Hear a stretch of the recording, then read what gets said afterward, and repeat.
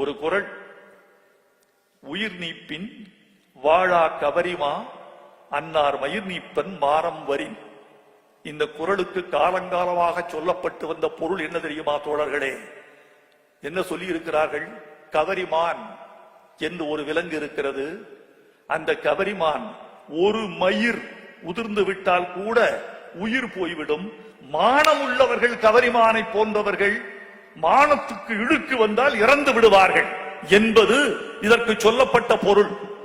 எவ்வளவு பெரிய பிழை நடந்திருக்கு தெரியுமா? 2000 வருஷமா, 2000 ஆண்டுகளாக சொல்லப்பட்ட பிழையை நான் ஒருவன் வந்து திருத்த வேண்டும் என்று இருந்திருக்கிறது என்று நான் ஒன்றும் பெருமைப்படவில்லை. ஆனால் தோழர்களே, எங்கள் வள்ளுவன் மீது பிழைப்பட்ட சகதி ஏதும் படிந்துவிடக் கூடாது என்று நான் கவனமாக இருக்கிறேன்.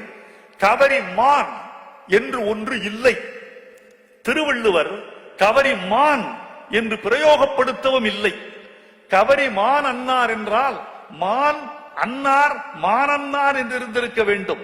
ஆனால் வகர உடம்படுமை பெய்து கவரி மாவன்னார் என்று எழுதியிருக்கிறார் திருவள்ளுவர்.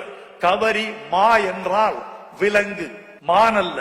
கவரி மா மக்கள், மாக்கள், மக்கள் உயர்தினை, மாக்கள் அகரினை, மாக்கள் கவரி மா.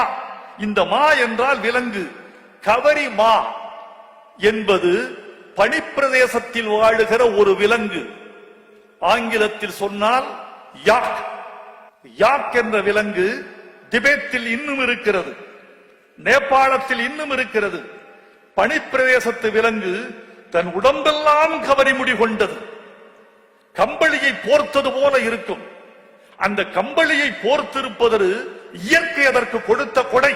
அந்த பனியிலிருந்து தன்னை மீட்டுக் கொள்ள வேண்டும், காத்துக்கொள்ள வேண்டும் என்று அந்த இயற்கை அந்த விலங்குகளுக்கு அந்த உறுப்பை கொடுத்திருக்கிறது.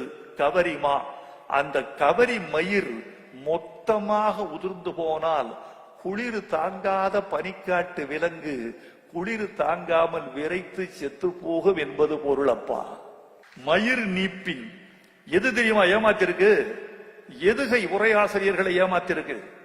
இதுல பரிமேலகர் இப்படித்தான் சொல்றாரு, நாவலர் வரைக்கும் தான் சொல்றாங்க, மணக்குடவர் இப்படிதான் சொல்றாரு, பின்னாடி வந்து உரையாசிரியர்கள் சொல்றாங்க, எல்லாரும் சொல்றாங்க. பரிதியார் என்ற ஒரு உரையாசிரியர், இறை என்பவர்களுக்கு தெரியும், அது படிச்சு பாருங்க. பரிதியார் என்பவருடைய உரையில் கவரி மா என்று சொல்லாமல் கவரி மான் என்றே பொருள் கொள்கிறார். மூலத்தை விட்டே வெளியே போவது என்ன நியாயம்? இதைத்தான் கவரி மா வன்னார் என்று எழுதியிருக்கிறேன்.